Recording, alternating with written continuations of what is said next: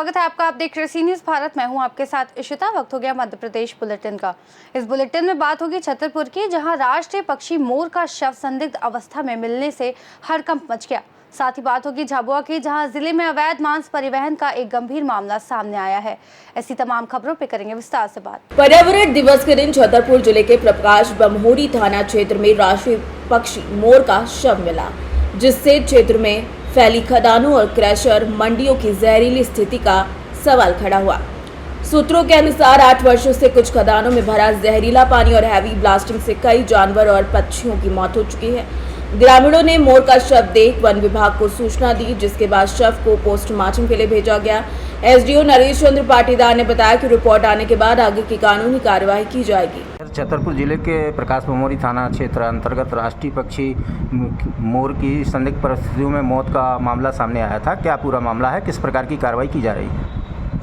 विगत दिनों ग्रामीणों से जानकारी प्राप्त हुई थी कि वो राष्ट्रीय पक्षी मोर की मृत्यु हुई थी, तो उसमें स्टाफ गया था वहाँ पर मौके पर और वैधानिक कार्यवाही की गई। उसमें पोस्टमार्टम वगैरह किया गया। प्रथम दृष्टया प्राकृतिक मौत लग रही थी। विस्तृत पोस्टमार्टम रिपोर्ट अभी आना बाकी है और जाँच जारी है। जो भी वो निकलेगा उसमें उसके तहत उचित कार्यवाही की जाएगी। छतरपुर से सी न्यूज़ संवाददाता कुलदीप सक्सेना की रिपोर्ट। बकरीद को शांतिपूर्ण और हर्षोल्लास के साथ मनाने के लिए जुन्नारदेव थाना परिसर में शांति समिति की बैठक आयोजित की गई, जिसमें तहसीलदार राजेंद्र टेकाम और थाना प्रभारी राकेश बघेल ने शासन की गाइडलाइन बताते हुए कहा कि कुर्बानी खुले मैदान में न करें और वेस्टेज को नगर पालिका की कचरा गाड़ी में ही डालें। बैठक में नगर की मस्जिदों में नमाज के समय जानकारी भी ली गई, जिसमें जामा मस्जिद सदर सैयद गौहर जमाल ने बताया कि ईदगाह में नमाज 8:30 बजे अदा होगी तकरीबन, और गरीब नवाज मस्जिद में 8:30 बजे, और ऐसे ही अलग अलग मस्जिदों के अलग अलग समय बताए गए। बैठक में अरुण साहू, संजय जैन, अरुणेश जायसवाल, हाजी मोहम्मद शाही समेत कई गणमान्य लोग मौजूद रहे। आयोजित की गई थी, किन मुद्दों पर चर्चा हुई है और क्या सहमति बनी है? शांति समिति की जो बैठक प्रतिवर्ष त्यौहार आते हैं और त्यौहार आते हैं, सभी त्योहारों में शांति समिति की बैठक इसलिए रखी जाती है कि त्यौहार हम मिलजुल के शांतिपूर्ण ढंग से जो हमारी सुरक्षा को दृष्टिगत रखते मनाए जाए। इसी प्रकार आज भी शांति समिति। छिंदवाड़ा से सी न्यूज़ संवाददाता वीरेंद्र अग्रवाल की रिपोर्ट। झाबुआ जिले में अवैध मांस परिवहन का मामला सामने आया, जब बजरंग दल और विश्व हिंदू परिषद के कार्यकर्ताओं ने ऑटो को पकड़कर झाबुआ कोतवाली थाने भेजा। जांच में मांस भैंस का बताया गया। बता दें कि लेकिन पुष्टि के लिए नमूने लैब भेज दिए गए हैं। बता दें कि ऑटो चालक इमरान ने स्वीकार किया कि मांस लालू डूंगरा गांव से लाया गया है, जहां गुपचुप वध किया गया और झाबुआ शहर की दुकानों में बेचा जाना था। पुलिस ने 3 लोगों के खिलाफ, जिसमें एक सरपंच भी शामिल है, प्रकरण दर्ज किया।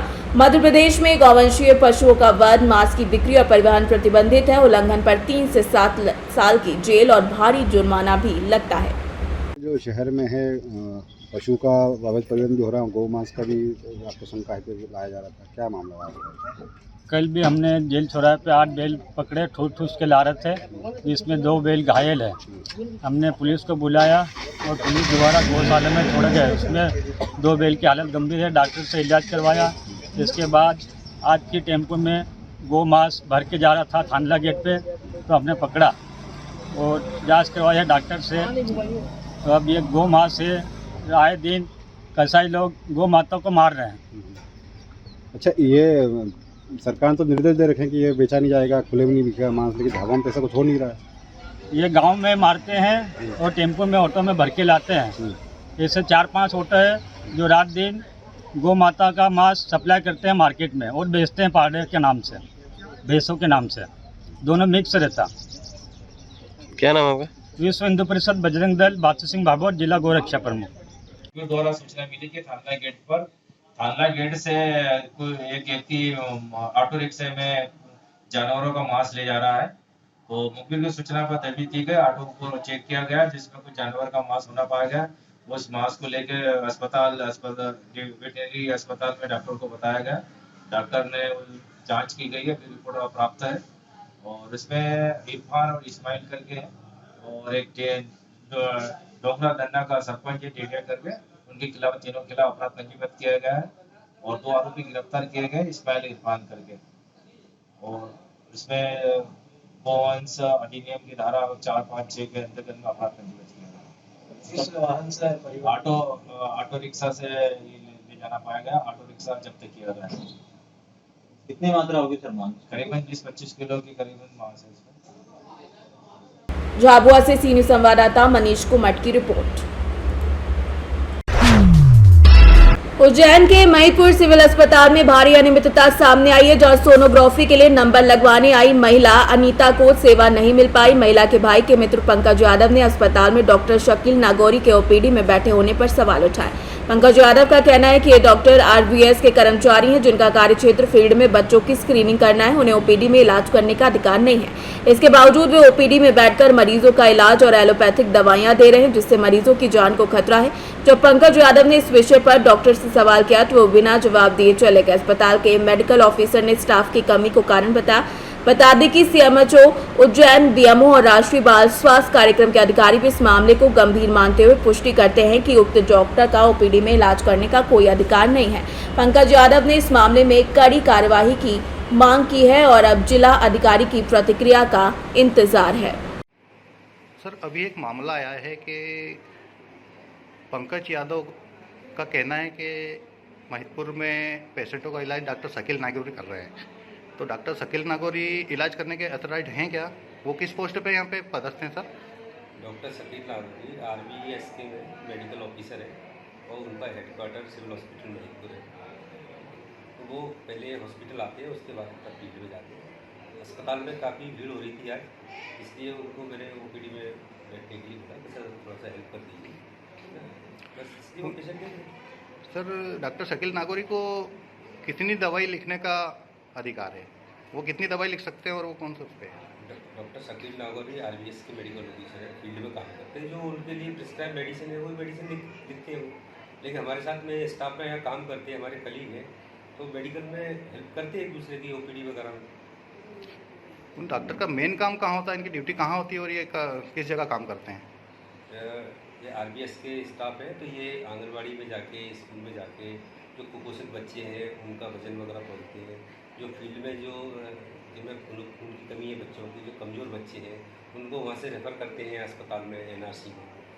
ये काम है उनका डॉक्टर साहब का। और इनकेस कभी कभी उनको फील्ड में नहीं जाना होता है तो यहाँ ओपीडी में बैठ के हमारी हेल्प करते हैं। सर, जिन्होंने ऑब्जेक्शन लिया पंकज यादव, उनको ऑब्जेक्शन है कि जब यहाँ पे अगर स्टाफ की कमी है या डॉक्टर नहीं है तो उनको आगे उनको कराना चाहिए, तो उनको अथॉरिटी आपने दी थी इलाज करने के लिए? एक्चुअली क्या है, स्टाफ की कमी तो है, हमारे पास डॉक्टर्स है नहीं सफिशिएंट, क्योंकि हमारे यहाँ ओपीडी 600-700 की ओपीडी पर डे रहती है। साल में कम से कम 1.25 लाख के करीब पेशेंट आते हैं हमारे पास। तो हमारे उस हिसाब से हमारे पास स्टाफ की कमी रहती है, तो ओपीडी में हेल्प के लिए हम फील्ड के डॉक्टर का हेल्प लेते हैं। इस सिविल अस्पताल में और किस चीज़ की कमी है तो आप इस पर पूरी करना चाहेंगे? इसके द्वारा आप बताइए। नहीं, हमारे यहाँ पास डॉक्टर्स और पैरामेडिकल स्टाफ की कमी है, जिससे उनको काफ़ी परेशानियों का सामना करना पड़ता है। यहाँ पे लगभग कितने डॉक्टरों की ज़रूरत है तो सब जितनी ओपीडी होती है उसमें सबको पब्लिक को फ़ायदा मिल सके? यहाँ पे कम से कम जो भी सभी स्पेशलिस्ट डॉक्टर होने चाहिए और मेडिकल ऑफिसर इमरजेंसी ड्यूटी के लिए होना चाहिए। हमारे पास इमरजेंसी ड्यूटी के लिए डॉक्टरों की बहुत क्राइसिस है। क्या नाम है सर आपका? Doctor MS Rampur, civil hospital incharge में। हॉस्पिटल में इलाज का मामला है, क्या है पूरा विस्तार से बताइए।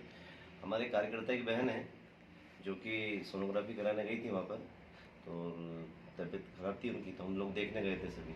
वहाँ एक डॉक्टर शकील नागौरी जो ओपीडी में बैठे थे। एक्चुअली मैं उनको जानता भी हूँ, महिपुर के भी हैं और यूनानी पद्धति से जो इलाज होता है उसके, तो आरबीएस के डॉक्टर हैं। आरबीएस के डॉक्टर का काम होता है बच्चों की स्क्रीनिंग करना, फील्ड में काम करना।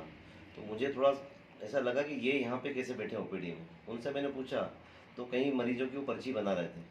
मुझे गलत लगा, मैंने उनसे बोला, इसमें उन्होंने भागने की कोशिश की, जानकारी देने से मना करा। फिर डॉक्टर रामपुरे से बात करी मैंने कि आरबीएस के डॉक्टर हैं, इनको फील्ड में जाके काम करना है, जबकि राज्य शासन से प्रतिबंधित है ये। ओपीडी कोई भी आरबीएस के डॉक्टर ओपीडी में नहीं बैठ सकता। मान लो उनको भी घटना दुर्घटना होती है तो उसका जिम्मेदार कौन रहेगा? क्योंकि आपका जो काम है यूनानी पद्धति से इलाज करने का है और आप एलोपैथिक दवाइयाँ लिख रहे हैं, ये कैसे संभव है? और मैं तो कहता हूँ कि ऐसे लोगों पे FIR होना चाहिए। आप सरकार के खिलाफ जाके काम कर रहे हैं और मरीजों की जान से खिलवाड़ हो रहा है उसमें। तो कार्रवाई चाहते हैं आप इन पे? बिल्कुल, मैं चाहता हूँ कि इस पर एफआईआर होना चाहिए। और ये जो डॉक्टर ये जो इससे क्या है, आरबीएस का जो प्रोग्राम है वही प्रभावित हो रहा है, सरकार का जो प्रोग्राम है प्रभावित हो रहा है। ये आरबीएस के बोल रहे हैं, इसमें क्या काम रहता है इन डॉक्टरों का? आरबीएस के में क्या है कि ये राष्ट्रीय स्वास्थ्य मिशन से जुड़ा हुआ है। इसमें जो बच्चे रहते हैं इनको आंगनवाड़ी क्षेत्रों में जाके इनका स्क्रीनिंग करने का काम रहता है। अभी जो है अभी आंगनवाड़ियाँ बंद हैं, तो अभी इनको जो काम दिया है वो डोर टू डोर इनको बच्चों की स्क्रीनिंग करना है, स्क्रीनिंग करना है जाके। तो ये यहीं पे बैठ के रजिस्टर मेंटेन कर रहे हैं और इलाज कर रहे हैं यहाँ पे सबका? यहीं पर इलाज कर रहे हैं। इलाज तो कर ही नहीं सकते। क्या नाम है आपका?